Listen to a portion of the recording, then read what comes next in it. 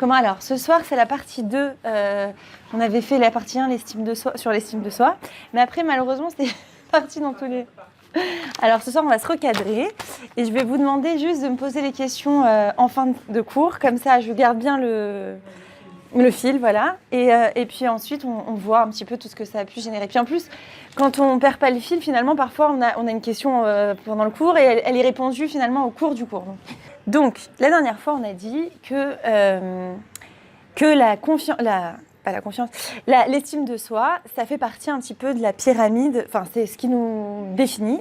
C'est ce qui est, comment on va dire, notre construction intérieure, en fait, c'est défini par l'estime de soi. Plus je vais avoir une haute estime de moi-même, plus je vais arriver à agir, plus je vais me sentir bien même avec les autres. Et c'est ce qu'on voit d'ailleurs dans la pyramide dont je vous ai parlé, où la pyramide, on va dire, un petit peu de notre intérieur. D'accord ? Bonsoir. C'est l'estime de soi à la base, donc le triangle, l'estime de soi, la confiance en moi, et qui découle sur l'affirmation de soi. Donc plus je vais avoir une haute estime de moi, plus je vais avoir confiance en moi, parce que je vais réussir à agir, et plus je vais réussir à m'affirmer en société. Maintenant, et inversement, évidemment, moins j'ai estime de moi, et moins j'arrive à agir, et donc je perds confiance en moi, donc je n'arrive pas à m'affirmer en société. Maintenant, on avait dit aussi que la personne, qu'il y a beaucoup de symptômes qui vont découler du manque d'estime de moi, ou de la bonne estime de moi. C'est d'ailleurs aussi ce que... Enfin, ça, je ne vous l'ai pas dit l'autre fois, mais il y a un livre qui a fait, on va dire, beaucoup de bruit et qui a été une nouvelle base, en fait, pour la psychologie positive de Daniel Goleman. Ça s'appelle « L'intelligence émotionnelle ». Je vous le recommande, si vous avez envie de comprendre un peu mieux ce qui se passe à l'intérieur de vous. Eh bien, il va traiter en fait justement donc, de l'intelligence émotionnelle. Qu'est-ce que c'est l'intelligence émotionnelle en quelques mots ? C'est très différent du QI. C'est-à-dire qu'avant, on s'habituait à, comment on va dire, à parler du QI en disant si quelqu'un est capable dans la vie de réussir sa vie, c'est s'il a, bonsoir, s'il a un QI élevé, il va y arriver. Voilà.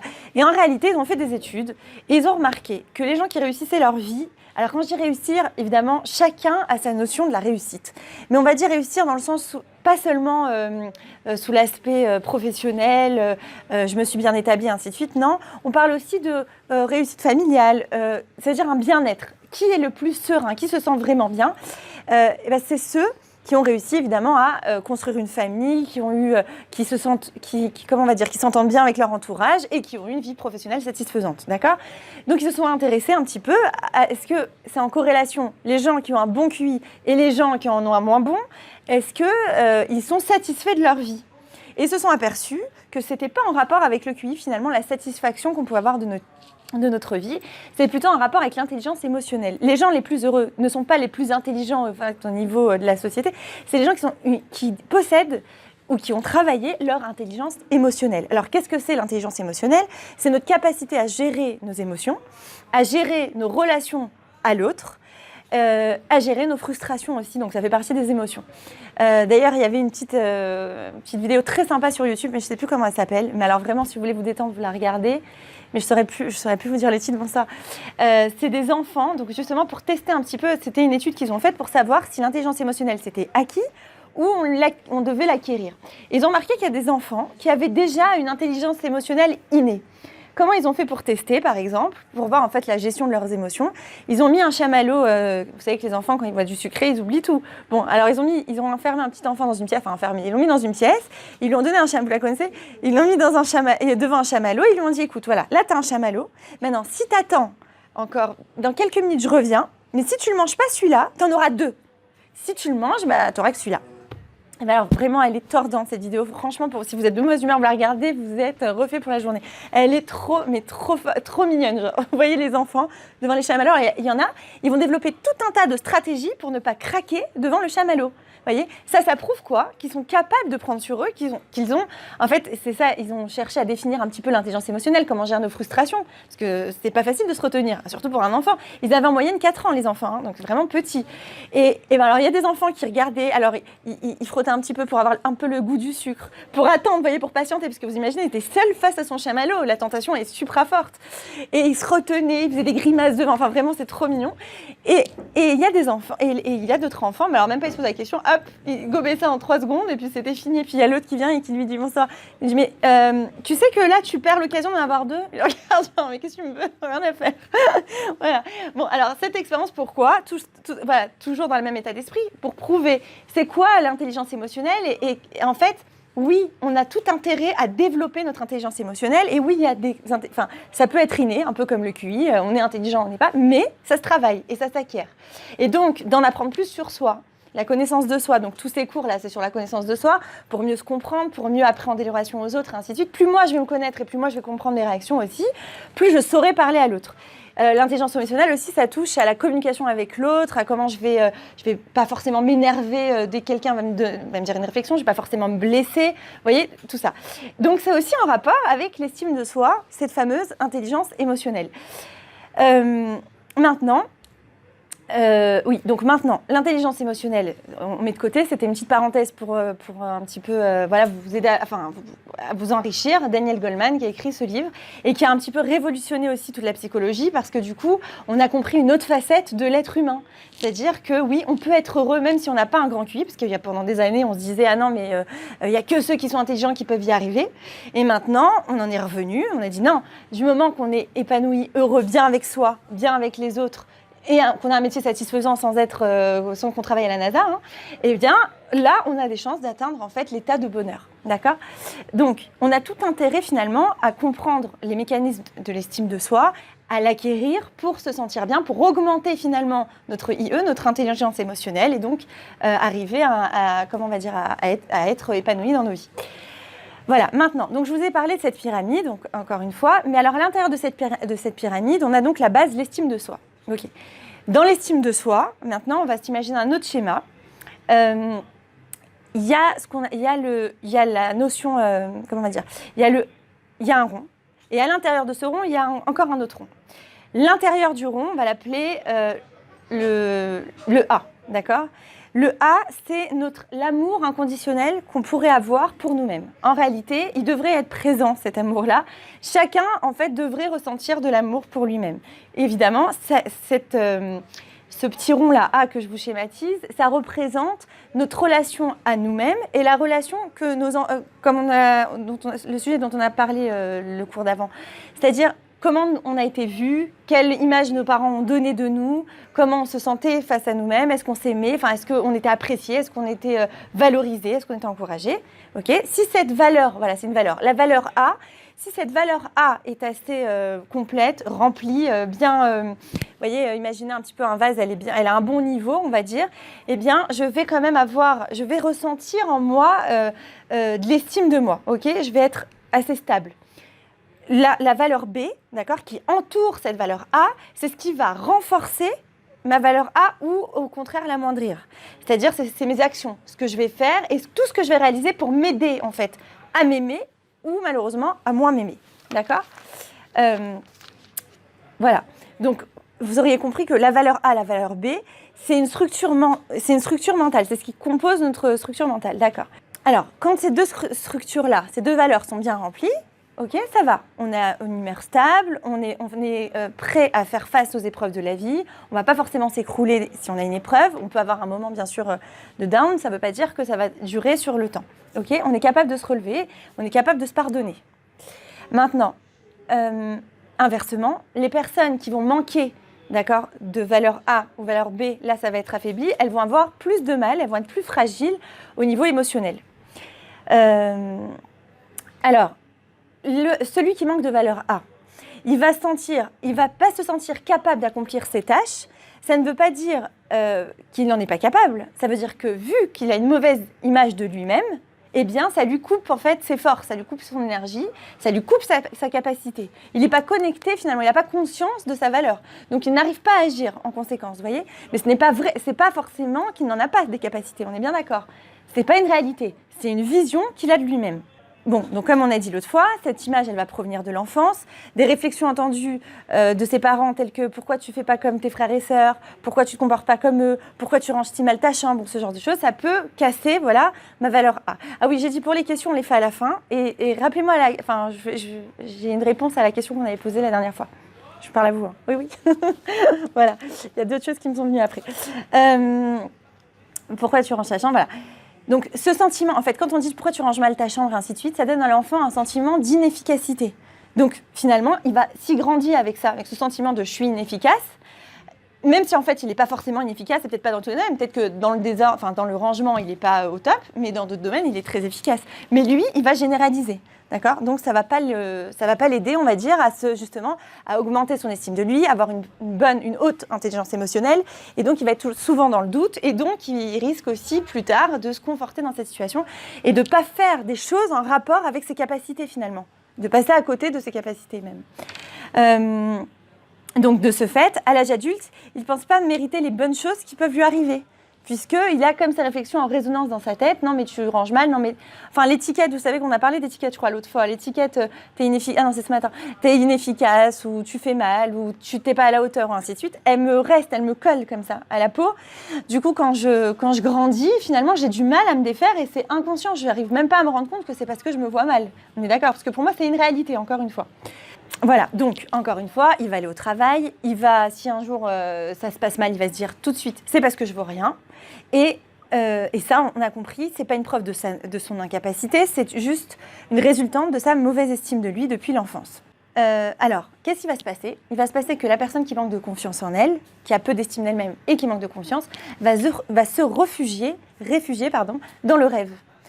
Et quand elle se réfugie dans le rêve, qu'est-ce qui se passe forcément? Dans le rêve, on a 80% de réussite, 20% d'échec, si déjà on s'autorise l'échec. Il n'y a pas d'échec, puisque c'est tout un rêve. Dans la réalité, c'est bien souvent le contraire. Je vais avoir 20% de réussite parfois pour 80% d'échec. Ce n'est pas aussi facile. Et donc, c'est plus facile d'aller me réfugier dans le rêve que de m'affronter cette réalité qui peut me mettre en danger finalement, qui représente une menace pour moi. Et donc, la personne va se projeter si bien dans son rêve qu'elle aura l'impression qu'elle a déjà fait, qu'elle a réalisé, que c'est déjà fait. C'est un peu comme, allez, pour prendre un exemple hyper concret, oui, mais un peu de la vie de tous les jours et qui a l'air vraiment très simple. Quand on a du ménage à faire et qu'on a la maison retournée, je ne sais pas si ça vous l'a déjà fait, avant d'arriver, on est sur le chemin du travail à la maison, puis dans la voiture ou dans le métro, peu importe, on se dit, ok, alors je vais commencer par... Je vais faire telle chambre. Et on imagine. On arrive, on est déjà fatigué, on a rien à force, il n'y a rien qui s'est fait. Et c'est resté et ça s'est même accumulé. Vous voyez pourquoi? Pourtant, on se dit, ah mince, mais dans la voiture, j'avais plein de motivation, j'avais fait mon programme. Qu'est-ce qui s'est passé sur le chemin là? Qu'est-ce qu'il y a eu une fois que je suis arrivée à la maison? En fait, on l'a tellement bien rêvé que pour notre inconscient, c'est comme si ça s'est réellement passé. Donc bon, c'est-à-dire la satisfaction, c'est comme si on l'avait eu, vous savez, quand on ressent ce truc, ah ouais, je vais être trop contente quand ce sera fait, ah là là, quel soulagement et tout. Vous savez, j'ai déjà eu finalement mon kiff. J'ai déjà ressenti la satisfaction, qui en fait qui est factice, puisque c'est dans mon imaginaire. Mais pour l'inconscient, ça a fonctionné, comme je vous ai dit une fois. L'inconscient ne fait pas la distinction entre l'imaginaire et le réel. Donc pour lui, ça s'est passé. Donc une fois que j'arrive et que je suis censée agir, déjà, j'ai plus. Je mange un bon repas, et puis après... Oh, tant pis, demain, on verra. C'est un autre jour, chaque jour suffit sa peine, on en parlera demain. Et ça, en fait, c'est parce que je l'ai un petit peu imaginé trop tôt, vous voyez. Donc, j'ai plus envie de tomber dans l'action. Ça, c'est ce qui va se produire chez la personne qui manque de confiance en elle, quand elle va avoir peur, en fait, d'agir, très, très peur, parce qu'elle a très peur de l'échec, puisque l'échec, pour elle, c'est une identité. C'est-à-dire, elle ne va pas le prendre comme, bon, si ça rate, c'est pas grave, on recommence. Si ça réussit, non, comment on va dire, si ça rate, c'est que moi, je suis une ratée, quoi. Vous voyez? Moi, je ne suis pas à la hauteur. Moi, je suis nulle. Moi. C'est-à-dire, c'est pas l'action que j'ai faite qui n'est pas la bonne ou ça n'a pas marché pour telle ou telle raison. Non, c'est directement ma personnalité, ma personne qui est atteinte. Donc, je suis en perte d'identité. Forcément que je vais être mal. Donc, qu'est-ce que je fais? J'évite d'agir parce que je ne veux pas prendre un risque aussi grand. Et si jamais je le prends, ce risque, je vais tout calculer au millimètre près. C'est pour ça que quelqu'un qui va manquer de confiance en lui, il manquait d'estime de lui, le jour où il va vouloir ouvrir une affaire, d'accord, imaginons qu'il se dise quand même, non, je vais ouvrir une affaire, il faut bien gagner sa vie, parce qu'il ne sent pas d'être employé, parce qu'il a trop peur qu'on le juge. Donc il se dit, non, je vais ouvrir une affaire. Le jour où il ouvre son affaire, finalement, qu'est-ce qui va se passer? C'est une question pour lui. Voilà, comme on parlait l'autre fois dans le cours des croyances, c'est une question de vie ou de mort. Il faut que cette entreprise, elle marche. Parce que si elle ne fonctionne pas, si elle ne marche pas, ça veut dire sur moi-même que encore une fois, je suis un raté, je suis un nul, je ne vaux rien. Cette croyance va le poursuivre là où il va faire. Donc, en fait, vous savez bien que quand on met tous nos œufs dans le même panier, c'est-à-dire on met tellement de volonté, enfin, on se dit, bah non, ça peut que marcher. Oui, mais d'un côté, on y met tellement nos angoisses, si vous voulez. C'est-à-dire, pour nous, ça va nous définir. Puis on est tellement tendus. C'est-à-dire, vous savez, il y a toujours des pépins quand on monte une affaire, c'est toujours un peu compliqué, il y a toujours des embûches. Et nous, la personne qui manque d'estime d'elle-même, à la moindre embûche, elle va se sentir visée. Elle va pas se dire non, c'est la conjoncture, c'est le mauvais temps, les clients étaient mal lunés aujourd'hui. Non, elle va tout de suite se dire c'est moi qui suis pas à la hauteur, c'est moi qui ai mal fait, c'est moi. Elle va s'accabler, vous voyez.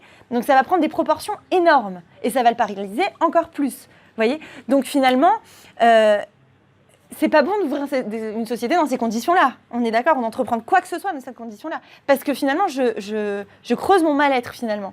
Je suis pas en train de devenir là. Je suis en train de m'inquiéter encore plus. D'ailleurs, on dit, pareil, pour revenir à l'intelligence émotionnelle, une étude très intéressante avait été faite sur le fait que les gens qui ont réussi dans les affaires ou quoi, eh bien, il a été prouvé que les chefs d'entreprise, c'est ceux qui ont une faculté, en fait, à mettre le stress de côté, donc à bien gérer leur stress, et aussi quand il y a, peu importe quoi, une facture impayée, que ça va commencer à devenir inquiétant, ils arrivent le soir à faire le switch, ah ben non, je suis avec ma famille, j'oublie.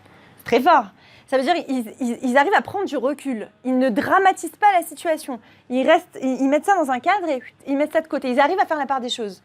La personne qui manque d'estime d'elle-même ou qui, voilà, pareil, qui n'a pas une intelligence émotionnelle assez haute, au contraire, il y a quelque chose qui ne va pas, et forcément, ça veut dire quelque chose sur elle, donc forcément qu'elle va le prendre à cœur. Vous voyez ce que je veux dire ? Elle prend à cœur, voilà, c'est tout simplement ça. Elle prend tout de suite à cœur, elle le prend gros comme une maison, et elle s'en fait, elle réfléchit qu'à ça, et sans arrêt. Mais du coup, elle ne prend pas de recul. Or, le secret, finalement, de la réussite, peu importe laquelle, professionnelle, relationnelle, familiale, physique, tout, c'est d'arriver toujours à dédramatiser, à relativiser, à prendre du recul. Et là, je suis active, j'arrive à trouver des solutions. Là, j'arrive à être créatif. Dès que je m'inquiète trop, ça y est, ma créativité, elle est partie aux oubliettes. On est d'accord ? Donc, cette façon, finalement, d'arriver à gérer mon émotion va aller, encore une fois, avec l'estime de moi. Vous avez compris le lien ? Pourquoi ? Parce que je sais que même si ça ne fonctionne pas, ça va pas me définir. Ça ne va pas dire que moi, je suis un nul ou une nulle. Non, ça va juste dire que ça n'a pas fonctionné pour telle et telle raison, que peut-être je peux m'améliorer, oui. Mais ça ne va pas me détruire. Vous voyez la différence ? Que l'autre personne, ça la détruit finalement. C'est-à-dire le peu qu'elle avait, elle le perd là. La personne construite ne va pas être dans cet état d'esprit-là du tout. Elle va se dire, ok, on va recommencer, et mieux que ça. Et d'ailleurs, toutes les entreprises qui ont fonctionné, ou tous les hommes d'affaires, Bill Gates, compagnie, là, qui ont Zuckerberg, là, voilà, Mark Zuckerberg de Facebook, peu importe, quand on lit ce qu'ils écrivent, c'est merveilleux. C'est-à-dire, même celui qui a créé AliExpress, mais ils ont lutté pour arriver là où ils sont. C'est pas qu'ils sont arrivés parce que parfois on a dit « Ah ouais, mais lui, il est exceptionnel ». Non, il n'est pas plus exceptionnel que vous et moi. Pas du tout. Mais ils n'ont pas lâché. Et ils ont cru en eux, et ils ont cru et en eux, et en leur projet, et en leur idée. Je ne sais pas si vous avez vu toutes les histoires de chacun, tout ça se ressemble. Les points communs, on peut les voir. C'est-à-dire qu'ils ont, comment on va dire, ils ont focalisé sur leur projet. Ça s'est écroulé par moments. Facebook n'est pas devenu Facebook en 5 minutes, je ne sais pas si vous le savez, mais au départ, il a lutté. Au départ, ça a tout de suite pris, on va dire, dans le milieu étudiant, mais après, il a rencontré plein d'embûches et il s'est accroché. Je vous ai parlé attendez, Mark Zuckerberg. Comment ? Ah oui, AliExpress. Alors, histoire incroyable. Il s'est fait rejeter, je ne sais plus combien, 22 fois de chez Harvard. Jamais il avait réussi. Il était passionné d'anglais, il s'est mis à apprendre l'anglais à fond. Tout le monde dit mais à quoi ça sert ? Il est asiatique lui. Hein. À quoi ça te sert ? Non, je suis passionné. De là, il a commencé à faire son site, tout le monde s'est moqué de lui. Il n'a pas lâché et il y a cru et il a continué. Et ce que je veux dire, c'est qu'il ne s'est pas laissé envahir par toutes les émotions négatives ou toutes les critiques qui étaient environnantes et qui lui disaient « Mais lâche, arrête, t'es en train de te planter, ça ne fonctionne pas ou ça ne va pas marcher ». Il y a aussi Bennett en Israël qui est maintenant ministre, mais on sait que c'est un homme d'affaires reconnu et qui a en fait monté sa start-up et qui a cartonné. Et alors lui aussi, son histoire est incroyable. Il raconte que en fait, au départ, il avait fait tout son plan, il a ouvert sa start-up et il a dit voilà, on va développer tel projet et tel produit. Et mais il croyait dur comme fer en son produit. Les années passent, donc il prend les meilleurs ingénieurs, ainsi de suite. Il commence à développer et là, rien. Vide total, rien qui se passe. Le produit ne prend pas. Maintenant, c'est dur parce qu'il a investi de l'argent, il a investi du temps, c'était son business, quoi. Il travaillait du matin au soir là-dedans. Ça prend pas. Et ben il s'est pas dit ça y est, je ferme. Non, il a dit écoutez, il faut qu'on revoie nos stratégies, il faut qu'on revoie notre produit, il y a quelque chose qui va pas. Un autre voilà, qui manquait d'estime de lui, qui lui aurait dit « je suis un nul, ça sert à rien, on ferme tout, on boucle tout, il aurait tout perdu ». Lui, il s'est dit « non, attends, je vais chercher à voir qu'est-ce que les gens... pourquoi ça accroche pas ?» Il a plus dirigé, en fait, il a plus se reguidé, il a compris qu'en fait, ça répondait pas vraiment à un besoin, je ne sais plus exactement, malheureusement, de quel produit s'agissait, mais il a compris que ça répondait pas exactement aux besoins et que son étude des marchés n'était pas assez bien faite. Il a refait, il a remanié son produit, il a fait une autre stratégie commerciale, et d'un coup, ça a pris. Et Baruch Hashem, il a cartonné, il a revendu sa boîte à des millions. Donc, qu'est-ce que ça veut dire ? Que ces gens-là, qui maintenant, Baruch Hashem, ont un bon statut, ont réussi, et ainsi de suite, ils ont juste persévéré, ils ont quand même cru à leur projet, mais ils ont été capables de, en fait, cette souplesse d'esprit. Ils se sont adaptés, mais ils ont été capables de s'adapter parce que justement, ils se croyaient en eux. Enfin, finalement, ils ne doutaient pas d'eux-mêmes. Ils ne disaient pas « Ah non, mais si ça ne marche pas, ça veut dire que moi, je suis un nul. » Non, c'est pas que tu es un nul, c'est que il faut juste réadapter le produit. Ça ne veut pas dire. Comment ? Ouais. Mais bien sûr, parce qu'en pourcentage, malheureusement, mais vous avez raison, vous savez pourquoi ? Parce qu'en pourcentage, les gens qui manquent d'estime d'eux sont peut-être trop réduits. Et c'est bien pour ça que maintenant... moins nombreux, ceux qui ont un peu d'estime d'eux-mêmes sont plus nombreux, oui, voilà. Sont plus nombreux. Donc forcément qu'on va douter. La plupart d'entre nous, c'est pas parce qu'on n'est pas intelligent enfin, je dis pas qu'on n'y arrive pas tous, mais qu'on n'arrive pas en tout cas au bout de ce qu'on voudrait ou qu'on aimerait se démarquer ou ainsi de suite. C'est parce que justement, parfois, y a une embûche, une grosse embûche, là, une grosse poutre en plein milieu, on s'arrête et on se dit, bon, j'ai compris, je fais chemin inverse. Vous voyez ? Eux, ils disent pas ça. Ils disent pas, je fais chemin inverse. Ils y croient. Ils disent, attends, il y a peut-être une autre stratégie. Là, elle m'arrive là, la poutre. Attends, il me reste encore quelques centimètres. On va trouver une stratégie pour grimper. On va inventer l'échelle. On va le faire. Vous voyez ce que je veux dire ? Pareil, celui qui... Attendez, c'est lequel qui a inventé les ampoules, la lumière, l'électricité ? Attendez, c'est...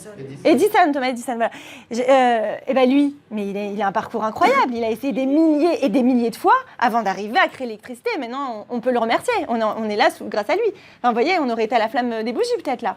Donc, qu'est-ce que ça veut dire ? Et il y croyait. Et pourtant, tout le monde lui disait, mais laisse tomber. Ça ne vaut rien ce que tu fais. T'étais genre le fou scientifique, là, dans ton labo, en train de chercher un truc qui n'est pas possible. Il est arrivé. Donc, toutes ces expériences-là doivent nous aider finalement à croire en... Oui, si je crois en quelque chose et si je dois devenir évidemment plus habile pour y arriver. Évidemment, je dois mettre les choses de mon côté, les chances de mon côté, mais pas me casser parce que mon projet n'avance pas sur le coup. S'il n'avance pas, moi de revoir, avec un peu de recul, qu'est-ce qui n'avance pas ? Mais pas me dire « Ah non, ça y est, je suis nulle, on arrête tout. » Ah bah non, alors là, on ne vivrait plus. On serait tous des... Je m'excuse, mais des morts vivants. Vous voyez ? C'est exactement d'ailleurs ce que la Torah nous dit, d'être vivant. Ça veut dire d'y croire quoi qu'il arrive, de se battre, quand on dit se lever comme un lion. C'est quoi tout ça ? On se dit des fois, mais la vie elle est tellement dure, comment on peut nous demander ça ? C'est pas possible. Non, mais si, on te demande ça parce qu'on sait qu'en réalité, toi, tu dois voir plus loin. Et tu dois pas te casser pour autant. D'ailleurs, même si tu te casses, c'est presque de la gava, parce que qu'est-ce que tu crois ? Qu'est-ce que tu crois en fait ? Que si ça marche pas, c'est ta faute ? Genre, tu t'attribues tout ? Pourquoi il y en a pas un au-dessus de toi qui doit gérer ? Vous voyez, ça aussi, ça peut être en rapport avec la Emouna à Kadosh Baruch Hu. Vous voyez ou pas ? Vous suivez ? Voilà. Ce qu'il faut retenir, c'est que la personne qui manque d'estime d'elle-même et qui manque de confiance en elle, eh bien, tout ce qu'elle entreprendra sera dans le but inconscient de remplir cette valeur A dont elle manque, cet amour inconditionnel dont elle a peut-être manqué enfant. Eh bien, tout ce qu'elle va entreprendre, elle va l'entreprendre dans ce but-là. Donc, c'est pas d'un makom bari, comme on dit en hébreu. C'est pas d'un endroit sain, finalement. C'est pas... Ah, je suis conscient de mes capacités, je vais me lancer parce que j'aime ce que je fais, ou parce que ça, c'est une idée qui m'intéresse, ou parce que ça me plaît, ou peu importe quoi. Je vais me lancer, et puis on verra ce que ça donnera. En tout cas, je compte donner le maximum. Non, je le fais pour m'aimer plus. Vous voyez ? Je le fais pour me valoriser plus. Et ça, c'est dangereux. Vous voyez ? C'est ça qu'il faut savoir reconnaître avec soi-même, ou peut-être même avec les gens qui nous entourent, pour voir si vraiment ça vient d'un endroit sain ou pas. Parce que quand ça ne vient pas d'un endroit sain à l'intérieur de moi, de ma structure mentale, eh bien ça risque fort de me faire plus de mal que de bien finalement. Parce que forcément, je vais rencontrer des embûches et encore une fois, je vais les voir contre moi et pas pour moi. Voyez ? Voilà, donc chaque problème rencontré lors de la fondation du statut, en fait, lequel je veux atteindre, ça prendra une dimension dramatique. Et en fait, voilà, on est trop impliqué émotionnellement pour réussir. Comme je vous disais tout à l'heure, on n'est pas capable de prendre du recul parce qu'on est trop impliqué émotionnellement. Voilà, donc en fait, la personne qui va manquer de confiance en elle et d'estime d'elle, qu'est-ce qu'elle va faire? Elle va se réfugier dans le rêve et dans la plupart du temps, sans même avoir conscience qu'elle vit dans son rêve. Et donc, elle a du mal à agir dans le quotidien. Vous voyez, elle a du mal à être active. Elle se trouve souvent en non-réalisation de ses buts. C'est-à-dire, si elle se fait la liste dont on parlait, eh ben, elle va se rendre compte qu'elle n'y arrive pas du tout, qu'elle passe à côté, qu'elle s'éparpille, qu'elle est pas active, parce qu'elle n'est pas là en fait. Elle est trop inconsciemment, elle est trop prise par j'ai besoin de m'aimer, mais elle s'en rend pas compte. Vous voyez donc, et par contre, en revanche, une personne remplie d'estime d'elle-même, elle aura une journée remplie où elle se sera réalisée, elle passera d'une action à l'autre sans avoir besoin d'y réfléchir. Vous voyez le truc d'avoir besoin de réfléchir, ça veut dire si j'arrive à passer d'une action à une autre, j'arrive en fait à être efficace, quoi. Je suis là, j'agis, c'est quand même qu'en moi, il y a une certaine sérénité. Quand j'y arrive pas, chaque chose me demande un effort terrible, je suis en train de réfléchir à chaque chose parce que j'ai toujours peur de me planter, ça prouve que j'ai une basse estime de moi. Vous voyez, c'est encore un symptôme. Et pareil, quelqu'un qui va manquer de cette valeur A, qui n'est pas assez remplie, eh bien, elle va avoir un moral instable, elle va avoir souvent une humeur morose, vous voyez, forcément, parce qu'encore une fois, elle n'a pas cette énergie-là qu'on a quand on est plein d'estime de nous. Donc, ça c'est une chose. Et maintenant, pour arriver en fait à comprendre, à remonter notre estime de nous, parce que là c'est bien, j'ai parlé de tous les problèmes, on a bien vu en gros, super. Maintenant, qu'est-ce qu'on fait avec ça? Imaginons que là, vous ressentez que là, de ce dont j'ai parlé, vous sentez que ça vous parle et que vous vous dites « Ah bah oui, là, je suis pas souvent de bonne humeur, moi-même, je manque de motivation, j'arrive pas à être active, je réfléchis un peu trop à ce que je vais faire, je mets en doute tout ce que je fais. » Bon, ok, super, on fait quoi là? Alors là, déjà, on va trouver des solutions. D'abord, savoir que, donc, comme je disais ce matin, mes pensées... mes pensées en fait vont être en rapport finalement avec mon estime de moi ou pas, enfin la bonne estime de moi ou la mauvaise estime de moi. Je vous ai parlé, je crois déjà, de cette radio, cette sorte de radio basse fréquence qu'on entend, cette petite voix dans notre tête qui est toujours en train de nous souffler des mots. Est-ce que c'est des mots justement bienveillants ou est-ce que c'est des mots un petit peu durs avec moi-même, un peu critiques? Maintenant, cette radio, finalement, on va s'en servir pour nous construire. C'est-à-dire, si on pense qu'on n'a pas assez d'estime de nous, eh bien, on va s'en servir pour le bien. Et c'est de ça qu'on va traiter aussi ce soir. C'est de là que va venir notre solution. Ça veut dire savoir que c'est pas irrémédiable. C'est pas parce que moi, là, par exemple, j'ai entendu plein de choses ce soir et je me dis, ça y est, je suis figée, j'ai pas une bonne estime de moi, oulala, ça va prendre des années. Non. Il faut savoir que la solution, justement, c'est de corriger nos pensées. Nos pensées, comme je disais ce matin, nos pensées sont le père de nos actions, d'accord? C'est nos pensées qui vont déterminer nos actions. Plus je vais penser positif, énergique, et ainsi de suite, plus je vais avoir des émotions positives et plus je vais arriver à augmenter mon estime de moi. Et plus, par exemple, comme je vous ai dit aussi l'autre fois, on a ce fameux schéma, il y a un événement, face à l'événement, j'ai une pensée qui me vient. Face à cette pensée qui me vient, j'ai une émotion qui me monte. Et face à cette émotion, je vais avoir un comportement. D'accord? Donc, pour agir finalement, parce qu'on dit souvent c'est mon cœur qui décide, donc si c'est mon cœur, non, on se trompe. C'est pas le cœur qui décide, ça doit être notre cerveau qui décide. Mais on n'a pas conscience qu'en fait, notre cœur est guidé par ces pensées automatiques qui me hantent chaque jour. Alors, qui me hantent ou qui me font du bien, selon le cas. D'accord? Maintenant, à partir du moment où je comprends finalement ce schéma-là, je vais réussir à travailler en fait en profondeur avec moi-même. D'accord? Et donc corriger. À partir du moment où je corrige un petit peu cette formule, eh bien je vais corriger mon estime de moi. Forcément, je vais corriger mon comportement. Et plus j'ai un comportement positif, et plus, là encore, on part dans un cercle vertueux.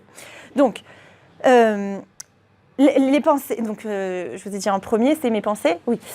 Donc c'est mes pensées qui guident le tout. Maintenant, pour bien identifier, pour bien me faire évoluer, il faut que en fait, mon ennemi ou mon ami sont mes pensées. D'accord?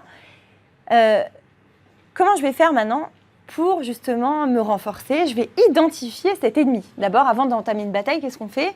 On identifie l'ennemi, on voit un petit peu ses forces, on voit ses capacités, et là, on choisit nos armes en fonction de l'ennemi. On est d'accord? Bon, alors là, notre ennemi, tout simplement, c'est cette radio critique envers nous-mêmes. C'est ces pensées automatiques négatives. D'accord? On va apprendre là à maîtriser nos pensées négatives. Voilà. Donc, les pensées automatiques négatives, je vais vous donner en fait tout un processus, On va commencer par comprendre le mécanisme profond de chaque pensée. Ok. La première, on va avoir une situation, d'accord ? On va imaginer, on va illustrer avec une situation. On a une situation, on cherche un travail, d'accord ? On fait un entretien d'embauche, très bien. Et puis quand on fait cet entretien d'embauche, on n'est pas prise. Alors plusieurs solutions possibles, soit je me dis bon, je sais pas, il n'a pas accroché avec moi, soit je me dis quand j'ai pas confiance en moi ou quand j'ai pas d'estime de moi, c'est de ma faute. D'accord ? C'est de ma faute, j'étais pas assez à la hauteur, j'ai pas assez bien parlé, je me suis pas assez bien vendue, je manque de si, ça. Mon CV, il est pas assez étoffé, j'aurais dû plus étudier, j'ai pas eu assez de bon diplôme, ah, ma note, il a dû la remarquer, j'aurais dû repasser, et ainsi de suite, et ainsi de suite. Et je m'enfonce. Maintenant, là, je vous ai fait un schéma global, ok ? On va découper tout ça. On va identifier ce que ça veut dire. Ce qu'on appelle en psychologie l'inférence arbitraire, c'est quoi ? C'est la conclusion sans preuve. Le type, il m'a pas prise.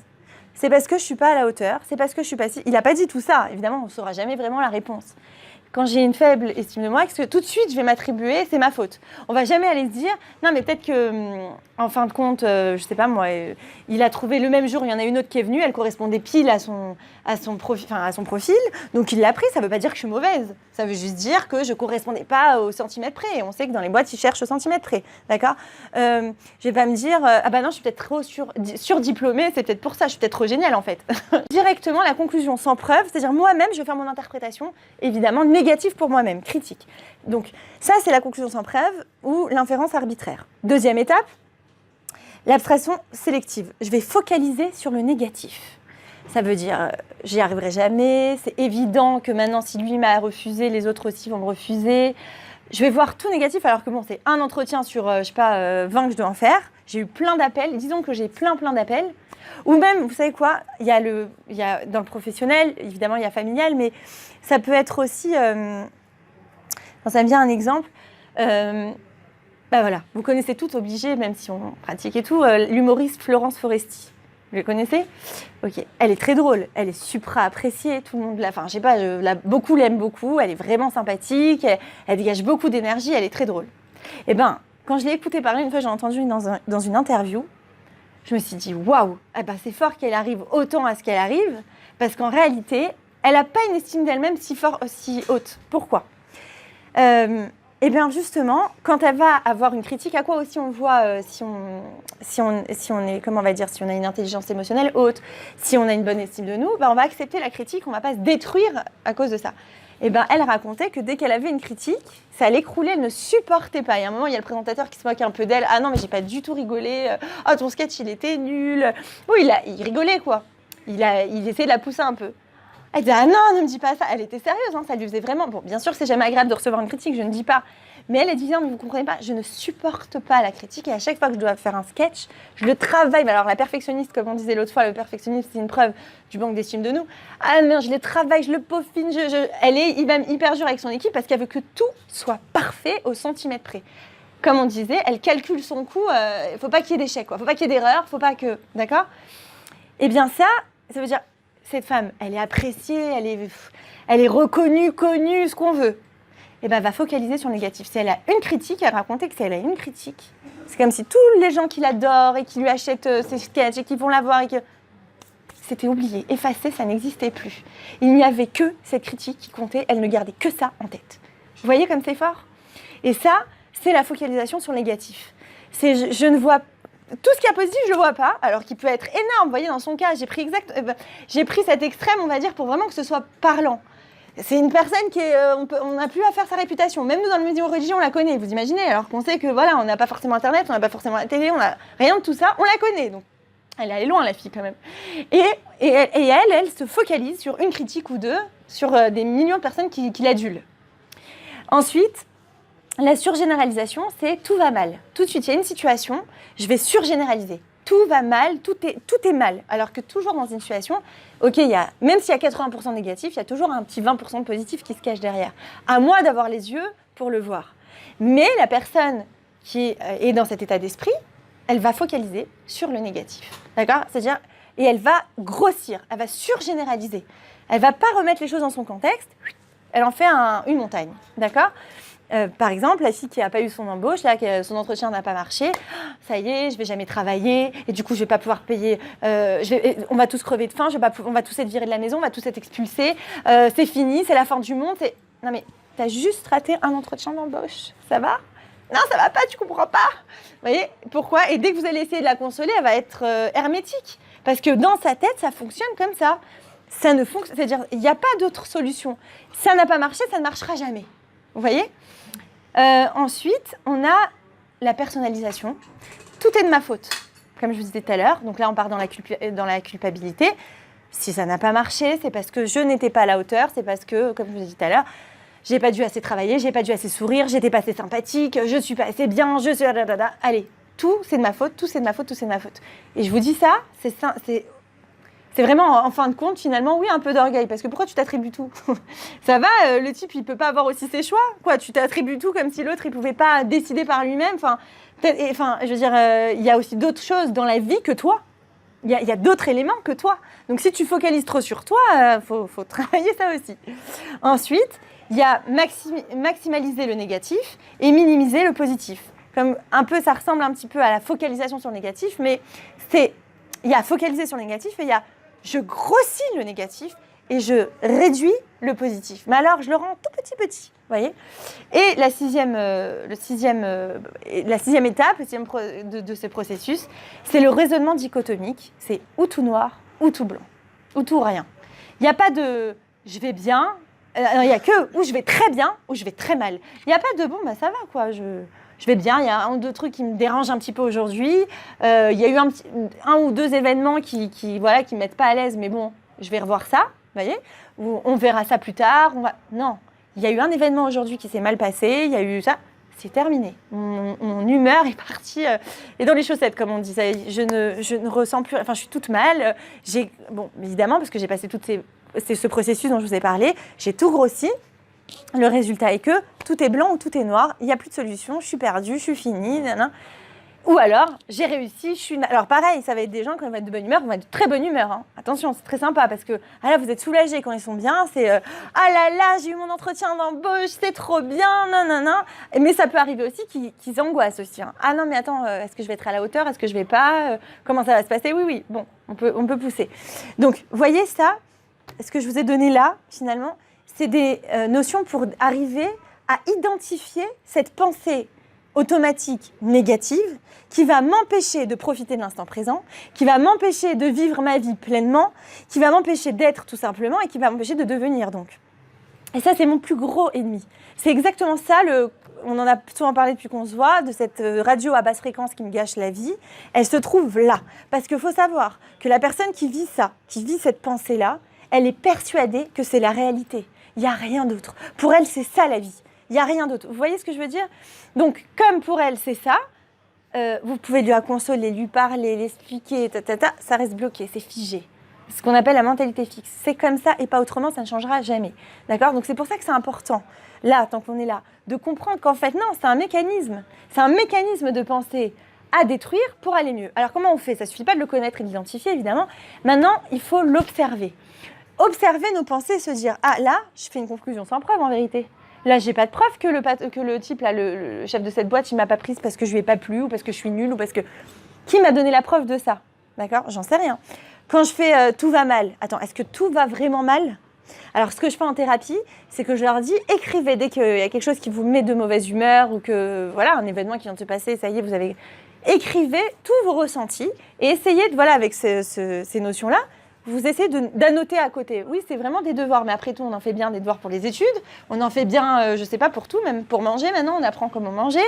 Pourquoi on le ferait pas pour notre état d'esprit ? On nous a jamais appris comment il faut penser pour être heureux dans la vie, alors que c'est quand même une des bases de notre bien-être. C'est ça qui va déterminer si je vais faire une bonne vie ou pas. D'accord ? Donc c'est important, oui, de travailler pour moi, en fait. On travaille pour soi, oui.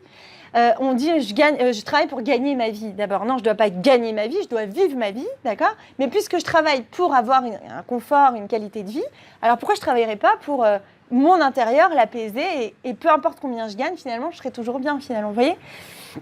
Donc, c'est une des clés, en fait, du vrai bonheur, si vous voulez, du vrai épanouissement. Donc, c'est d'écrire toutes mes pensées face à un certain événement et de les observer et de me dire, voilà, alors là, j'ai fait de la focalisation sur le négatif, là, je grossis, là, je me dis que tout est de ma faute, mais est-ce que vraiment tout est de ma faute ? Je me pose les questions, en fait. Et donc là, déjà, j'ai un esprit critique sur la pensée critique. Donc c'est énorme. Ça m'aide à désamorcer, finalement, ces pensées qui m'obstruent la vue et qui m'empêchent d'être épanouie. Comme je disais ce matin, c'est un filtre. C'est comme si maintenant, j'ai une certaine vie devant moi et une réalité, en fait, à vivre. Et moi, je me mets un filtre. Comme on dit les lunettes roses, là, c'est les lunettes noires. Je mets le filtre devant moi. Je vois plus rien, je vois tout en noir, je grossis tout, je dramatise tout, je surgénéralise, je personnalise, c'est-à-dire je culpabilise, je maximise le négatif, je minimise le positif, j'ai un raisonnement dichotomique. Voilà, tout ça, c'est mon écran noir. À moi maintenant de venir, hop, hop, hop, on nettoie tout ça. Et là, on voit la réalité avec des nouveaux yeux. C'est ça qui va m'aider. À voir la vie différente et donc à augmenter mon estime de moi. Alors, il y a aussi cet exercice d'écrire nos qualités. Je ne sais pas si vous l'avez... souvent, on entend ça. Oui, si tu veux prendre conscience de ta valeur, tu dois écrire tes qualités, te rendre compte. C'est vrai, c'est très, très important de se rendre compte. Mais alors, il y en a, ils me disent, non, mais c'est pas de la gava, franchement... alors, l'autre fois, je vous l'ai dit, non, c'est pas de la gava, c'est de savoir justement où est ma place dans cet univers. Qu'est-ce que je peux apporter au monde ? Parce que c'est pas moi qui dois que prendre, je dois aussi donner. Qu'est-ce que je peux apporter au monde ? Et il y a une image jolie qu'on pourrait s'imaginer. C'est comme si maintenant, il y a un roi, il vous donne un énorme trésor. Il dit, toi, je t'aime bien. Allez, je te donne la clé. Alors, la clé, elle est déjà merveilleuse, elle est en or énorme et tout. Il dit, tu vois, cette pièce là-bas, elle est pour toi. Si maintenant, moi, je pense le mériter, qu'est-ce que je vais faire ? Je vais prendre la clé, je vais vite aller courir, et je vais commencer à tout compter, je vais tout regarder, je vais être éblouie, je vais être émerveillée, je vais refermer la porte, je vais me sentir riche. Ouais, je vais être souriant, je vais me dire, waouh, tout ce que je peux apporter au monde maintenant, voilà tout ce que j'ai, est-ce que vraiment j'ai besoin de tout ça ? Allez, je vais réfléchir à qui je donne quoi, je me sens puissant, d'accord ? Inversement, la personne à basse estime d'elle, qu'est-ce qu'elle va faire ? On va lui donner la clé, elle va se dire, t'es sûre que c'est à moi que tu veux la donner ? Je suis pas très sûre, pourquoi tu me donnes ? Est-ce que je mérite ? Est-ce que je mérite pas ? Pourquoi ? Non, mais je te dis, je te la donne. Bon, d'accord, merci, d'accord. Mais dans la poche, on a honte. On va pas voir le cadeau, on va pas voir le trésor. On reste comme ça, toujours... Alors, est-ce que je vais en faire quelque chose de ce cadeau ? Ben non, je vais rien en faire parce que j'ai déjà honte de l'avoir reçu. Donc, je vais rien en faire, je vais même pas aller voir. D'accord ? C'est exactement la parabole, l'histoire, c'est quoi ? C'est exactement ce qu'Hachem, il nous met en nous. Il nous met des choses extraordinaires et il nous dit, toi, je t'aime bien, je te mets sur terre, je sais que maintenant je te donne une mission, j'attends de voir si tu vas la faire.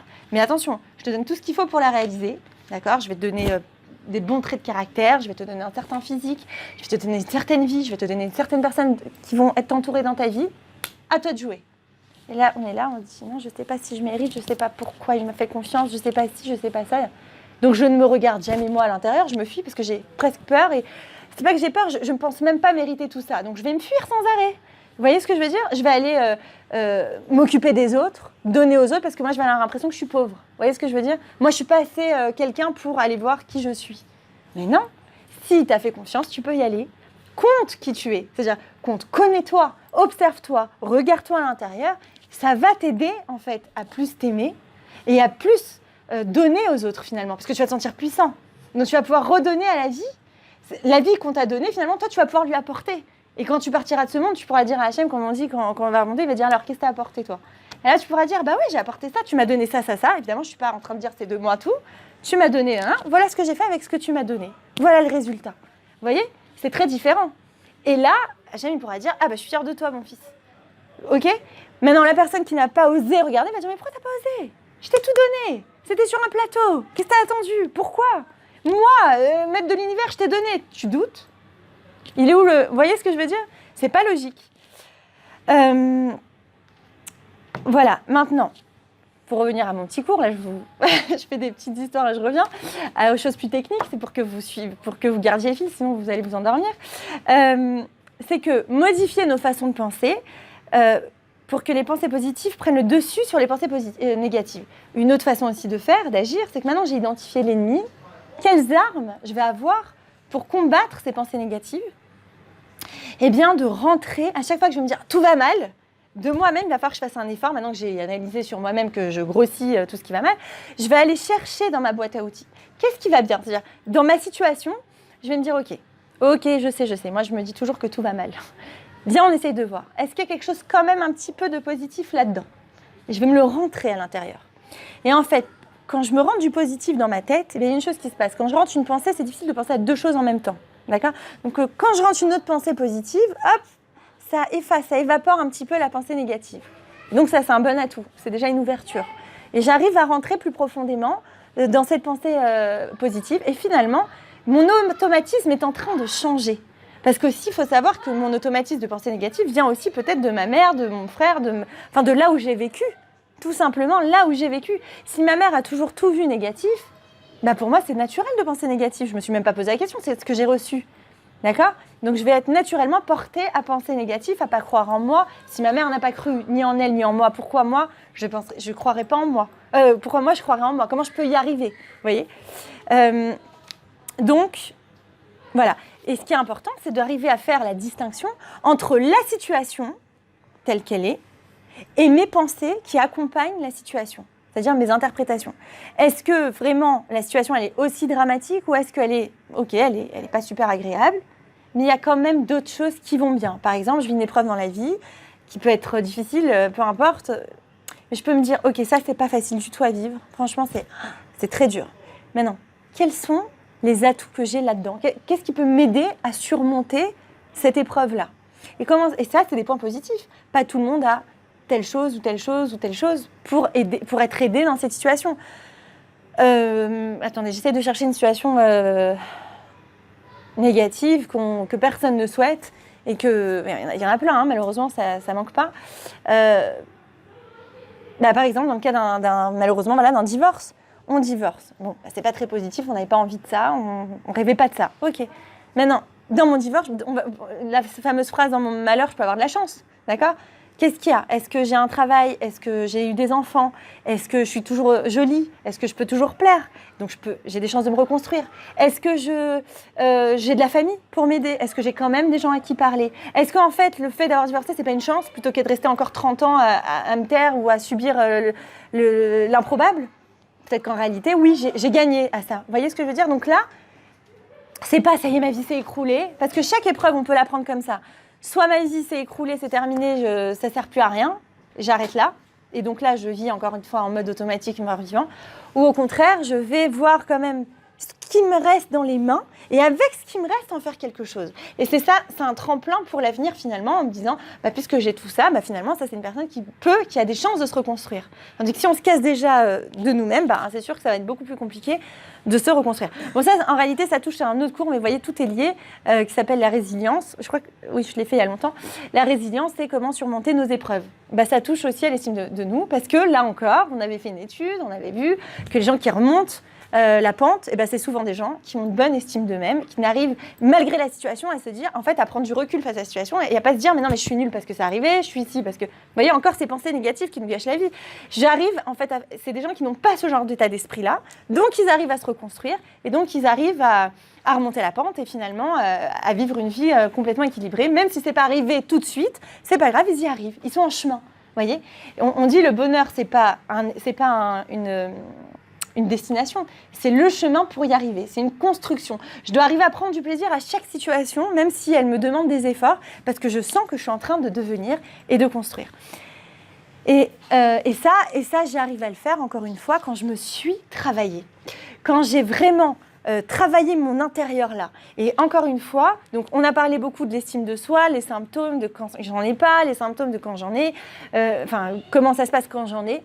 Mais en réalité, pour y arriver, je dois commencer à changer d'état d'esprit. Je dois commencer à travailler mes pensées négatives et je dois commencer à changer l'image que j'ai de moi-même. Si je commence à me dire, ah non, parce que sinon, à la moindre épreuve, évidemment, la vie, c'est comme si, quand je manque d'estime de moi, c'est comme si, moi, je me vois, on est dans les montagnes, donc l'image correspond complètement. Moi, je me vois tout petit, et je vois les montagnes immenses. C'est-à-dire la vie, je la vois, et moi, je me dis, comment je vais faire ? Aidez-moi ! Alors que quand moi, j'ai de l'estime de moi, je vois la montagne, mais je me vois réussir à l'escalader. Ok, ça va me demander des efforts, il va me falloir du matos, il va falloir peut-être qu'on m'accompagne, il va falloir que je transpire, mais c'est pas grave. Je vais grandir de ça. Je vais muscler, je vais être plus fort. Donc il y a un intérêt à cela. Et ouais, ça me rappelle, je ne sais pas si vraiment ça va vous parler, mais une petite histoire comme ça d'un jeune homme qui veut absolument trouver un trésor. Alors, il y a un type, et il est dans la montagne, justement, alors il lui dit, il va voir un sage qui lui dit, oui, tu vois cette montagne-là? Vas-y, tu dois creuser tout au fond, tu vas voir là-bas, il y a un trésor. Ah, lui, il est tout content, si le sage l'a dit, c'est sûr, il y a un trésor. Tous les jours, il se lève aux aurores, et il creuse, et sous le soleil tapant, il s'en fiche, il creuse. Comme ça, pendant 1 mois, il s'arrête pas. Jusqu'à qu'il trouve vraiment rien, il allait jusqu'au bout, il arrive vers le sage, il lui dit, pourquoi tu m'as dit qu'il y avait un trésor? Il n'y avait rien du tout là-bas. Il le regarde, il lui dit, mais regarde ce que tu es devenu entre-temps. Il a dit, mais regarde ce que tu es devenu entre-temps. C'est toi maintenant le trésor. Tu es devenu. T'as compris? C'est-à-dire, toi, tu as cru que tu cherchais un résultat. Regarde-toi, maintenant tu es fort, tu es bronzé, tu es musclé, tu es devenu un homme. T'as compris? Vous avez compris? Donc, c'est ça la leçon qu'on doit retirer, nous. On doit chercher à devenir et sortir de cet état d'esprit qui nous obstrue la vue. Et si on se rend compte qu'on l'a, voilà, on se sert de ce qu'on a dit ce soir, on identifie l'ennemi, on casse, on se critique notre pensée. C'est-à-dire la pensée critique qui nous empêche de vivre épanoui, on la critique, d'accord, on la casse. En la cassant, on rentre en même temps de la pensée positive, on cherche une autre façon de voir. Et là, ça va nous changer l'automatisme. Et là, on va pouvoir enfin se connecter à nos vraies capacités. Et plus on va se connecter à nos vraies capacités, plus on va être quelqu'un d'autre finalement. Plus on va penser autrement. Et plus on va s'ouvrir de nouvelles portes, on va s'ouvrir de nouvelles possibilités. Et plus enfin, on va augmenter notre estime de nous. Et avec l'augmentation de l'estime de nous, on va véritablement devenir ce qu'on doit devenir. C'est-à-dire, on va laisser étinceler cette lumière divine qui est à l'intérieur de nous. Et on va vraiment devenir une lumière pour notre entourage. Et ça va influencer tous les êtres qui s'approchent de nous. D'accord ? Donc, on a tout intérêt à le faire. Et Bezrat Hashem, qu'on y arrive toutes, qu'on soit tous sur le chemin. Et surtout, à Srodesh Elul, voilà, c'est pas pour rien, parce que tout est lié en réalité. Le but qu'Akadosh Baruch Hu nous a donné à réaliser, en réalité, il ne s'obtient que si on a bien la croyance profonde qu'on a un rôle à jouer sur cette terre, qu'on a des capacités pour, et qu'on en est capable, comme lui l'a cru, qu'on en était capable. Voilà. Alors, je vous ai pas endormi ce soir, parce que c'était moins actif, je vous ai moins laissé parler. Hein? Non, vous, je sais, c'est pas grave. Oui? Non, je peux dire, je veux pas vous... Hein? Non, ça va, ça a été? Alors maintenant, je voulais répondre à Madame Goral par rapport à la question, mais comment on fait quand on a une famille nombreuse et qu'on doit en même temps respecter les lois de la Torah, faire des enfants, et en même temps, mais est-ce que maintenant que je comprends que c'est très important pour l'estime d'eux-mêmes, la valorisation, tout ça, alors si j'ai pas le temps de les encourager ou si j'ai pas le temps de leur donner, comment on fait? Pas de problème. Alors, attends. Alors, la réponse qui m'est venue, voilà, espérons que ça vous parle et que ça réponde bien à votre questionnement, c'est qu'en fait, plus la mère, le père seront en adéquation avec leur être et seront bien avec eux-mêmes, d'accord, plus ils seront haute estime d'eux-mêmes, plus inconsciemment, ça veut dire qu'ils n'auront pas besoin de faire exprès ou de faire des efforts. Eux-mêmes, ils sont déjà, construits. Naturellement, ça se transmet. La plupart du temps, naturellement, ça se transmet, d'accord ? Ça veut dire quoi ? Ça veut dire que plus moi, je vais être bien dans ma peau, ok ? Je vais être convaincue de ma place que j'ai dans ce monde. Je vais savoir me valoriser. Je vais être une humeur stable, comme on disait. Je vais prendre les choses avec recul et ainsi de suite. Puis je vais être un exemple pour mes enfants. Cette valeur de l'exemple, elle est très importante pour les enfants en réalité, pour qu'eux, ils se construisent. Je vais vous prendre l'exemple inverse. J'avais eu quelqu'un en consultation, une personne qui, elle, avait eu une maman, un parcours de vie assez compliqué, une maman divorcée, des parents divorcés, pas tellement de contact avec le père, surtout avec la mère. Et la maman était manquait beaucoup d'estime d'elle-même en fait. Déjà, elle avait eu aussi un passé très compliqué, une enfance très difficile, des parents aussi divorcés. Donc, pour elle, tout ce qu'elle... En fait, et finalement, comme je vous avais dit plus tôt, on se conforte dans cette croyance. Moins je me sens capable, et moins je suis vraiment capable, puisque je me donne raison inconsciemment. Ça fait référence au cours des croyances, si vous vous en rappelez. Voilà. Donc la mère, voilà, elle se disait, moi je mérite, voilà ma vie, ça veut dire je viens de parents divorcés, j'ai moi-même divorcé, et puis le mari était vraiment imbuvable, c'est tout ce que je mérite. Donc elle transmettait ça à sa fille en fait. C'est-à-dire qu'elle... C'était imprégnant, c'est-à-dire qu'elle n'a pas poussé sa fille à faire de grandes études. Non, mais nous, on n'est pas des gens qui font des études. Elle n'a pas poussé sa fille à se dépasser. Ouais, c'est la fin, mais c'est pas grave. Il m'a attrapé quand même. Ce qu'elle a attrapé. C'est-à-dire tout ce qu'elle était, elle le transmettait. Donc la fille, en grandissant, elle était très limitée. C'est-à-dire, elle n'avait pas fait des grandes études, alors qu'elle aurait pu finalement. Elle ne croyait pas en elle. Elle multipliait les échecs au niveau professionnel, d'accord, les mauvaises expériences. Les histoires amoureuses, c'était toujours une cata. Elle n'arrivait même pas, c'est-à-dire, études de prime, il ne fallait pas lui en parler, donc les relations, elle ne voulait même pas en créer. Enfin, une catastrophe à tous les niveaux, d'accord? Mais en réalité, pourquoi? Si vous voulez, il y a une place là, si vous ça va. En réalité, pourquoi? Parce que elle avait une très faible estime d'elle-même, qui était due à ce qu'on lui avait transmis. Elle ne voyait même pas. C'est-à-dire sa mère avait, donc, comme je vous ai parlé dans le cours, là, cet automatisme de pensée négative. D'accord? Elle a transmis, ça se transmet. Comme ça, on parle. Nos croyances, on les transmet. Nos façons de penser, on les transmet, surtout quand on est éducateur, quand c'est nos enfants. Vous voyez ce que je veux dire?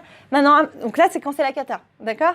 Finalement, la fille, voilà, elle a au Hachem, elle a fait une thérapie, ça l'a beaucoup ouverte, elle a compris énormément, elle a compris qu'il y a une autre réalité, qu'il y a une autre façon de vivre la réalité, une autre façon de la voir. D'accord. Mais inversement, si une maman, elle est très ouverte dans son état d'esprit, elle est très positive, elle croit en son enfant. Vous voyez, naturellement, elle y croit, c'est-à-dire elle n'a même pas besoin de le dire, on le sent ça. Vous savez, cette confiance-là. Moi, je sais qu'il va réussir, parce que pour moi, c'est comme ça dans la vie, si on veut réussir, on y arrive. C'est une croyance, vous voyez ce que je veux dire? Parce que moi-même, j'y suis arrivée. Parce que oui, il faut se battre, d'accord, on peut se battre dans la vie, qu'est-ce qu'il y a? Il est où le problème? Vous voyez? L'enfant, automatiquement, le reçoit. Vous voyez ou pas? Donc, c'est moins... Oui. Ouais, j'ai une expression, mais ça existe chez les blancs. C'est exact. Non. Qui réussissent tout, qui ont une estime d'elles-mêmes, qui sont accomplies. Non, mais ça se travaille, ça. Vous croyez que c'est acquis? Il y en a, ok. Comme j'ai dit tout à l'heure dans l'intelligence émotionnelle, il y en a chez qui c'est acquis. Comme on a fait, vous étiez arrivé en plein milieu. Je racontais l'étude des enfants. On a essayé de vérifier l'intelligence émotionnelle, c'est-à-dire la haute estime de nous, la façon de gérer nos émotions et tout ça. On a vérifié si c'était inné ou acquis. Comment? En mettant des enfants dans une pièce avec un chamallow. On a dit, toi, soit tu manges le chamallow maintenant, mais tu n'auras... Non. Soit tu attends 5 minutes que je revienne et je te donne 2 chamallows, si tu ne manges pas celui-là. Soit si tu manges celui-là, tu n'auras pas l'autre. Pour voir comment l'enfant allait gérer ses frustrations. Il y a des enfants, ils ont réussi à tenir. C'est trop marrant la vidéo. Et il y a des enfants, ils n'ont pas du tout réussi à tenir. D'accord? Donc, on a pu voir par là ce qui était inné acquis. Ils ont 3-4 ans, les enfants en moyenne. On a pu voir que si c'est inné acquis. Mais attention, même ce qui n'est pas inné, et surtout nous qui sommes croyants, on le sait, tout peut se travailler. On est d'accord, c'est un travail de Midat, mais c'est possible. Donc, à partir du moment où je comprends que moi, et c'est ça la Emouna, la vraie Emouna, c'est pas seulement d'y croire, genre « Ah, mais oui, je crois en Hachem, ouais, je crois en Hachem ». Mais en fait, Tarklet sur le terrain, j'y crois pas parce que quand il y a une épreuve ou quoi, je m'effondre ou un... Mais attends, tu y crois ou tu crois pas? Tu crois quand tu arrives à l'intégrer, quand c'est vraiment en toi, tu le ressens. Tu te sens pas seule. Quand il y a vraiment le moment de l'épreuve, non, t'es pas seule. Le premier réflexe que tu as, tu lui parles. Tu vas, tu parles, tu agis, tu essaies de trouver des solutions. C'est que tu y crois au fond. T'es pas cassé pour autant. Vous voyez ce que je veux dire? Donc ça, c'est pas que les blondes. Ça, c'est tous les juifs qui doivent l'avoir. Vous voyez ce que je veux dire? C'est vrai en plus. C'est tous les... Mais vraiment, on doit tous avoir ça. Et c'est vrai que c'est un travail. Parce que quoi? Parce qu'il est rare, il fait son boulot lui aussi. Donc on doit se montrer plus fort que lui. Lui, il vient nous boxer, il nous dit « Non, mais attends, tu crois que t'es capable, toi? Mais allez, t'as même pas réussi à je sais pas moi, avoir un 80 en CP. C'est bon, tu crois que tu vas marcher? Tu crois que tu vas y arriver? Non, mais franchement, ok, lui, il va faire son boulot. Mais à nous de se dire « Non, attends. Moi, je sais que j'ai une capacité. Attends, je viens d'Hachem, non? Bon, alors, qu'est-ce que tu me veux, toi? » Vous voyez ce que je veux dire? Il faut avoir ce dialogue intérieur, en fait. C'est ça le vrai dialogue de la pensée positive, et c'est ça qui va me renforcer, et c'est ça qui va me donner de l'estime, et c'est ça qui va me faire devenir blonde, même quand je suis brune. Voilà. Bon, est-ce que vous avez... Là, je vous laisse parler, c'est-à-dire vous avez le droit à vos questions. J'ai fait mon petit cours, c'est bon? Non? Vous en avez? C'était par rapport au... Oui. Oui. Plus on croit qu'on est bon. Alors, oui, exactement. Alors, c'est complexe, mais en gros, si on pouvait synthétiser, c'est qu'on a tous des croyances limitantes et des croyances aidantes. C'est quoi? Donc les croyances limitantes, c'est ce que je vais recevoir de certaines expériences, de mon vécu, aussi ce qu'on m'a transmis dans mon éducation, dans mon passé. Et si, on va dire, voilà, je me limite, voilà, comme son nom l'indique, je vais croire en des choses limitantes qui ne vont pas m'aider à m'épanouir. Comme la voiture, c'est dangereux, vaut mieux pas monter parce qu'en fait, j'avais vécu un accident ou dans ma famille, il y a eu beaucoup d'accidents, quoi. Donc, je vais pas vouloir monter. Donc, ce qui va faire que je vais aller tout faire à pied, je vais jamais passer le permis. Peu importe. Là, je prends un exemple très bête, mais ça va évidemment, ça marche dans tous les domaines. Et du coup, je me limite à chaque fois comme ça. Et je reste dans ma zone de confort, ok. Et je ne m'essaye jamais. Et donc, ça aussi, ça va baisser mon estime de moi parce que moins je m'essaye, comme on a dit tout à l'heure, moins j'agis plus je descends finalement, plus moins je peux m'aimer parce que je me trouve pas géniale. Enfin, vous voyez ce que je veux dire? Donc, je m'apprécie moins. Ok? Donc ça fait retomber. Donc, toutes ces croyances, tout le monde des croyances, et c'est pas les croyances religieuses évidemment, hein, c'est les croyances, tout ce à quoi on croit véritablement profondément, sans même s'en rendre compte, va finalement structurer ma vie à mon insu. D'accord? Si je vais croire que je suis une mauvaise personne, eh ben, je vais avoir une vie qui va être en accord avec le fait que ma croyance, que je crois que je suis une mauvaise personne. Si au contraire, je crois que je suis une bonne personne, eh bien, je vais avoir une vie en accord avec le fait qui colle en fait avec l'image que j'ai de moi. En fait, ça va être le reflet de ma vie finalement. Vous voyez, ces croyances-là, c'est la structure. C'est même avant les pensées en fait. Les pensées sont la résultante de mes croyances, si on peut dire. Vous voyez? Mais bon, je vous conseille il va être bientôt en ligne, hein, il est juste enregistré. Il était en plus là, au Hachem, je suis contente parce que des fois dans les cours, on ne sait pas si on va réussir à tout dire, bien expliquer. Et je crois que le cours, le premier n'était pas filmé, mais le deuxième, j'ai réussi à synthétiser, je crois, le premier et à rajouter. Le deuxième, il était bien, non? Vous avez aimé le croyance? Vous laissez 6 questions-réponses, on fera la petite question-réponse. On récupère tout, rien ne se perd, tout transforme. Sur quoi on est censé les baser? Eh bien, c'est une très bonne question. On est censé les baser justement sur, comment on va dire, d'abord sur tout est possible. Rien, il n'y a pas d'impossible, vous voyez? On doit savoir ce qu'il faut croire, ce qu'il ne faut pas croire, comment... Ah, alors, ce qu'il faut croire et ce qu'il ne faut pas croire. Déjà, on ne parle pas évidemment de croyances religieuses et tout ça, hein, on est d'accord. On parle que des choses sur nous-mêmes, sur la vie, la confiance en la vie. Tout ce qui va être, on va dire... En fait, voilà. Les croyances limitantes, en réalité, elles se basent sur des peurs. Donc, il faut que j'arrive, et ce n'est pas toujours simple de le faire seul. Il faut même que mon entourage m'aide à ça. Voir que parfois, je me fais des croyances, en fait, c'est sur mes peurs que je les fais. Ce n'est pas vraiment basé sur un désir, une vraie volonté. Par exemple. Il n'y a pas que des peurs mauvaises. Il y a aussi des bonnes peurs. Il y a des peurs qui protègent. De base, la peur, c'est là pour nous aider nous-mêmes, à nous protéger, à ne pas nous mettre en danger. Mais en fait, ça va? Mais en fait, tout ce qui est expliqué dans le cours, c'est que notre cerveau, il est, il est bâti pour nous protéger de tous les dangers de la vie. D'accord? À l'époque, on peut dire, voilà, c'est comme, voilà, là, imaginons, j'habite dans les montagnes, il y a un ours qui peut arriver devant moi, je vais avoir un moment d'angoisse, de panique. Qu'est-ce qu'il va faire mon cerveau? Tout de suite, il va réagir pour me protéger. D'accord? Maintenant, il va prendre ce pli-là, même quand je vais être pas en danger de vie ou de mort. Mais peu importe la situation, il va avoir ce réflexe de dire « Attention, ça représente un danger. Allez, hop, tu vas vers quelque chose de plus cool, de plus détente. » Mais du coup, si je suis dirigée que vers ça, je ne vais pas réussir à me réaliser parce que la vie, c'est une prise de risque. Ouais. Donc, moins j'ai envie de prendre des risques et plus je me conforte dans une petite situation, dans un petit cadre qui ne m'aide pas à me réaliser. Or, la vraie Emouna, justement, c'est d'arriver à casser ces barrières-là et de dire « Mais non, je me lance. » Et si je sais que c'est pour le bien. Mais d'où sont les limites? La limite de quoi? Entre ce qui est bien, ce qui a besoin pour se réaliser, et ce qui sera mauvais et dangereux. Ce qui sera mauvais et dangereux. C'est une bonne question, mais il me faut une situation, en fait. Je vais prendre une idée. On prend l'histoire du loup. Il ne faut pas non plus se cadrer dans qu'une cabane et ne pas sortir de sa cabane, mais on peut être dans les dangers. Dans la vie, dans la vraie vie, comment on sait où est-ce qu'elle est cette limite? Ah oui, le juste équilibre entre les deux. C'est à moi de l'établir, mais on va dire en ne rendant pas les peurs... parce que dans notre esprit, les peurs, elles prennent une proportion terrible. D'accord? Donc, arriver à limiter les peurs et à se dire, bon, ok, là, il y a tel danger, et là, il y a telle opportunité. Qu'est-ce que je choisis? Comment je gère? Je vais réagir, par exemple, je ne sais pas, j'ai un entretien au boulot, pour moi, c'est super important de l'avoir. Je sais que le salaire est génial, je sais que l'environnement, c'est vraiment ce qui me correspond, je sais qu'ils vont me donner mes fêtes, j'en sais rien. Il est tout parfait. Ok. Maintenant, je prends un risque, parce que si jamais mon patron actuel l'apprend, disons, je risque d'être licenciée. Donc, qu'est-ce que je fais? Est-ce que j'essaye ou est-ce que j'essaye pas? Ma croyance limitante pourrait être, non, t'as déjà un boulot, dis merci, non, ça c'est déjà un jugement, mais tu risques de perdre ton boulot pour quelque chose dont tu n'es pas sûr. D'accord? Donc là, évidemment, je suis dans un doute. Qu'est-ce que je fais? Mais d'un autre côté, je vais laisser passer cette occasion. Là, je sais qu'en ce moment, ils ont besoin d'un employé. Si j'essaye pas, c'est fini, quoi. D'accord? Donc le danger, c'est de perdre ce boulot. L'avantage, c'est de gagner un meilleur travail. Donc on est un peu dans cette situation-là, où je sais ce qui est bien de faire ou pas. Je me lance pas. Quelqu'un qui pense du mal, entre guillemets, de lui, qui n'a pas une haute estime de lui, qui ne croit pas en lui, il va dire non, je reste là où je suis, j'essaye, même pas, il va se poser presque la question, elle va passer, elle va repartir. Il va même pas essayer d'aller mieux, d'aller trouver mieux. D'accord ? Celui qui arrive va se poser la question, c'est déjà pas mal, parce que c'est comme ça qu'on avance. On est obligé d'avoir l'ambition et tout ça pour avancer. Donc lui, il va se dire, bon, tu sais quoi ? À mon avis, 90%, je vais évaluer les risques. Je sais combien ils ont besoin, combien est-ce que je corresponds au profil, est-ce que je ne corresponds pas. En fonction de ça, ouais, je pense que je corresponds au profil. Je pense à ça, je réponds à certaines questions, ouais, bah, je me lance alors. Là, le risque vaut le coup d'être pris. Il fait évaluer tout ça. Mais... Voilà. Il fait évaluer, lui-même, il fait son évaluation, mais de façon, c'est pas direct. Ah non, mais c'est sûr, laisse tomber. Vas-y, te prends pas, même pas la tête, vas-y, c'est pas la peine. Bah là, du coup, je reste pendant 25 ans, je vais rester dans la même boîte, alors que ça me correspond pas comme j'aurais voulu que ça me corresponde. Tu vois ce que je veux dire ?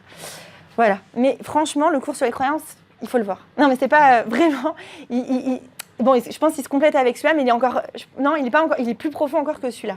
Hein, il est plus. Ça correspond à ce qu'on dit en général. Un tien vaut mieux que deux, tu n'auras. Ouais. L'un est sûr, l'autre ne l'est pas. Voilà. Donc voilà, si notre mère elle nous a abreuvé de cette histoire de la fontaine, etc., ben, on va avoir tendance à réfléchir comme ça. Voilà, en fait, voilà, parce que la maman, elle voulait nous protéger, donc elle va nous aider, enfin, elle va nous tirer vers, bon, reste là où t'es, c'est bon.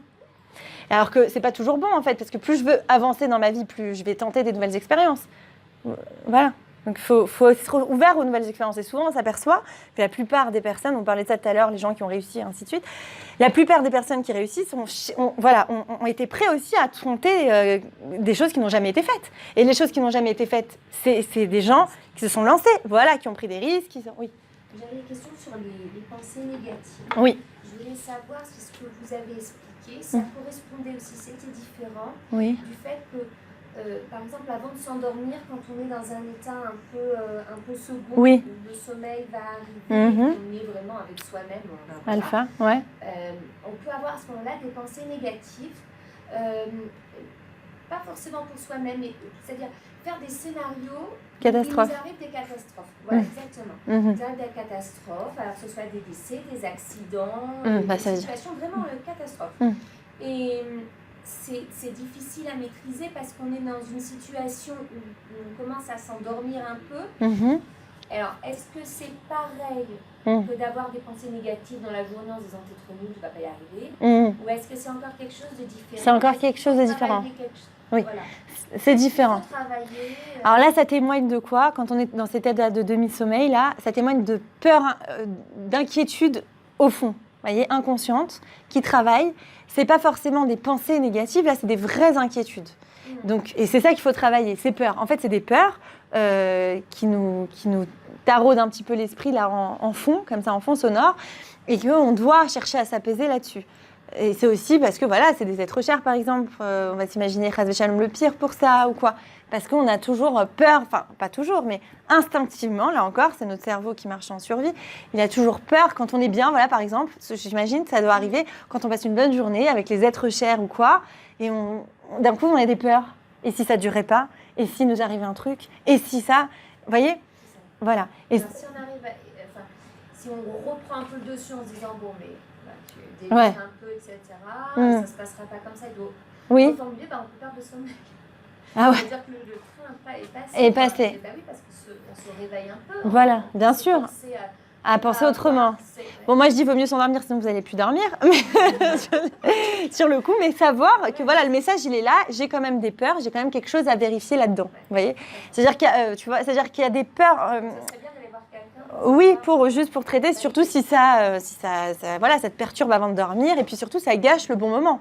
Ça veut dire quoi? C'est-à-dire que en fait ça t'empêche de profiter du bon moment. Et c'est ce que je sais pas si je crois que je l'ai dit ici, mais il y a une difficulté à assumer le bonheur. Il y a pas, on parle souvent d'assumer la galère, ah là là, le malheur c'est difficile et ainsi de suite, mais non, assumer le bonheur c'est pas moins difficile, parce qu'on n'est pas d'abord peut-être pas habitué. Malheureusement, on n'est pas souvent habitué. Et puis, on ne pense pas le mériter. Et puis, on entend beaucoup de choses, voilà, comme je disais l'autre fois, aux informations, ainsi de suite, qui nous culpabilisent sur ce qu'on pourrait ressentir de bien ou qu'on pourrait vivre de bien. Et on dit, pourquoi moi et pas d'autres? Et surtout, si notre métier nous met en face de certaines situations. Donc, on se culpabilise, ouais. Donc, il faut se renforcer là-dessus et se dire, bon, bah, si c'est venu à moi, je l'accepte, je le prends, et je l'accueille. Et puis, voilà, et avec apaisement, quoi. Oui, tu vois, voilà. Ça va? Je vous ai endormi ce soir ou quoi? Oui, bien sûr. Alors, vous avez cité l'exemple de gens qui se sont acharnés de façon extraordinaire surhumaine pour arriver. Est-ce qu'il faut toujours s'acharner ou bien si on voit que la chose ça marche pas. Voilà. C'est des lâchamailles sans pour autant se culpabiliser. Oui, tout à fait. Il faut toujours se dire non, il faut que je trouve une autre solution. Je dirais que voilà, c'est un peu comme l'histoire de Bennett, là, le ministre israélien qui a réussi dans sa start-up.